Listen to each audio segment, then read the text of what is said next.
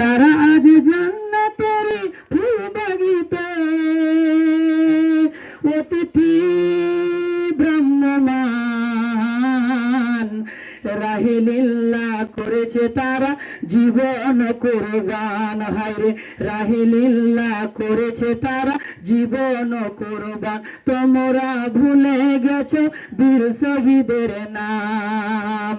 তারা আজ জান্নাতের ফুল বাগিতে অতিথি ব্রাহ্মমান রাহে লীলা করেছে তারা জীবন কুরবান। হায়রে রাহে লীলা করেছে তারা জীবন কুরবান। বদর উহুদ খন্দকে যার বিলিয়ে দিল প্রাণ, রক্ত দিয়ে মিটিয়ে দিল কুফর শয়তান। বদর উহুদ খন্দকে যারা বিলিয়ে দিল প্রাণ, রক্ত দিয়ে মিটিয়ে দিল কুফর শয়তান। পবিত্র করল জমিন বাড়ল মুমিন, পবিত্র করল জমিন বাড়ল মুমিন। প্রতিষ্ঠা পেল আল কোরআন। রাহে লীলা করেছে তারা জীবন কুরবান। হায়রে রাহে লীলা করেছে তারা জীবন কুরবান। তোমরা ভুলে গেছো বীর শহীদের নাম।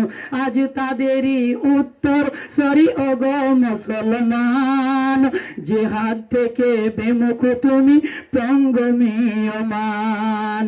আজ তাদেরই উত্তর সরি ওগো মুসলমান, জিহাদ থেকে বিমুখ তুমি প্রঙ্গমীয়মান। দেখো না শুধু অতির দাগ দিয়ে কয় দাওয়াত জিহাদ তোমার আল্লাহরই ফরমান। রাহে লীলা করেছে তারা জীবন কুরবান। হায়রে রাহে লীলা করেছে তারা জীবন কুরবান। তোমরা ভুলে গেছো বীর শহীদের নাম। লিল্লাহি তাকবীর। আলহামদুলিল্লাহ।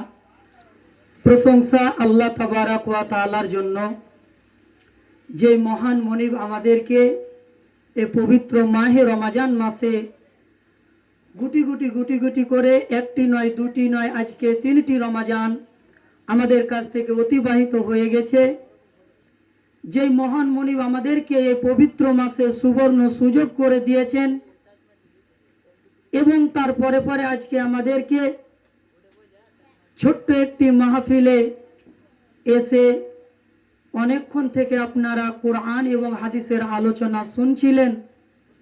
আরও মন চাইছিল যে আমরা শুনি, যেহেতু রমজান মাস, এই মাসের অনেক মাহাত্ম্য রয়েছে, গুরুত্ব রয়েছে, সেই জন্য আমরা সময়টাকে এদিক ওদিক না করে ঘুমেরও প্রয়োজন রয়েছে। ওই জন্য বেশি সময় নিব না ইনশাআল্লাহ। সংক্ষিপ্ত সময়ের মধ্যে 2-4টি কথা বলবো। যে মহান মনিব আমাদেরকে এখানে এনেছেন, সেই মহান মনিবের আমরা কৃতজ্ঞতা জ্ঞাপন করি। আমরা সকলে বলি আলহামদুলিল্লাহ। দুরূদ ও সালাম বর্ষিত হোক নবী মুহাম্মদ পড়ুন সাল্লাল্লাহু আলাইহি ওয়াসাল্লাম। আল্লাহুম্মা সাল্লি আলাই, আল্লাহুম্মা বারিক আলাই। সম্মানিত মুসলিম সমাজ, আধা ঘন্টার মতন ধৈর্য ধরেন ইনশাআল্লাহ। তারপরে ইনশাআল্লাহ আপনাদের মূল্যবান দানগুলো দিবেন, যাতে করে আমরা সে অনেক দূর থেকে এসেছি, 2-4টি কথা বলবো মনে করে, আপনাদেরকে শোনাবো মনে করে এসেছি। যদি আপনারা মাঝে সাঝে উঠেন তাহলে বক্তব্যটা ঠিক থাকবে না। ওই জন্য একটু আধা ঘন্টা অন্তত ধৈর্য ধরেন, তারপরে ইনশাআল্লাহ আপনারা যে যা পারবেন ইনশাআল্লাহ এখানে এসে দিয়ে যান। আমরা থাকতে পারবো তো ইনশাআল্লাহ? বলুন ইনশাআল্লাহ। ইনশাআল্লাহ। সম্মানিত মুসলিম সমাজ, আমার ভূমিকাকে লম্বা না করে আমি সরাসরি আমার বক্তব্যের দিকে চলে যাচ্ছি। আমি কোরআনুল কারীম থেকে আয়াত পাঠ করেছি, 2টি সূরা থেকে। প্রথম যে আয়াতটি পাঠ করেছি সেটি হচ্ছে সূরাতুন নাজম, এবং দ্বিতীয় যে আয়াতটি পাঠ করেছি সেটা হচ্ছে সূরাতুল বানি ইসরাইল। ইনশাআল্লাহ এই 2টি আয়াত এবং রাসূল আকরাম পড়ুন সাল্লাল্লাহু আলাইহি ওয়াসাল্লামের একটি হাদিসের অংশ আপনাদের সম্মুখে পাঠ করেছি ইনশাআল্লাহ। যেহেতু এই মাসের এই রাতের প্রত্যেকটা মিনিটের সেকেন্ডের অনেক নেকি রয়েছে, ইনশাআল্লাহ আমাদের সেই দিকেও লক্ষ্য রাখতে হবে, আমাদের জন্য নেকিগুলো যেন আমাদের বঞ্চিত নেওয়া হয়ে যায়। আমার পূর্বে দুজন মাওলানা অতি চমৎকার জ্ঞান গর্বমূলক কথা বলছিলেন, তার মধ্যে কিছু রমাজানের ব্যাপারেও বলেছেন। যেহেতু তিনারা বলেছেন ওই দিকে আমি আর বলতে চাইছি না। আজকে আমি আপনাদের সম্মুখে যেই কম সময়ের মধ্যে একটা বিষয় চয়েস করেছি, যে বিষয়টির নাম হচ্ছে আল্লাহ ভীতি, মানে আল্লাহর ভয় আমার আপনার মধ্যে কি করলে নিয়ে আসা যাবে, এবং আল্লাহর ভয় যদি আমি আপনি করি তাহলে আমার আপনার লাভ কি রয়েছে। সম্মানিত মুসলিম সমাজ, আজকে আমি আপনি দুনিয়াতে বসবাস করছি, চলাচল করছি, অনেক মানুষ অনেক পাপের কাজ করছি, গুনাহের কাজ করছি, পাপকে আমরা ঠেকাতে পারছি না, পাপকে আমরা নিয়ে আসতে পারছি না।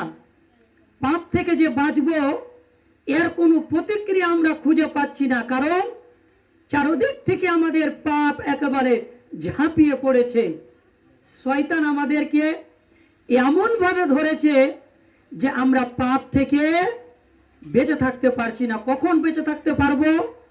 যখন আমার আপনার মধ্যে, অন্তরের মধ্যে আল্লাহ ভীতি, আল্লাহর তাকওয়া যখন আমি আপনি নিয়ে চলে আসব, ঠিক তখনই আমার আপনার পাপ থেকে বাঁচার সময় আছে, নচেত নাই।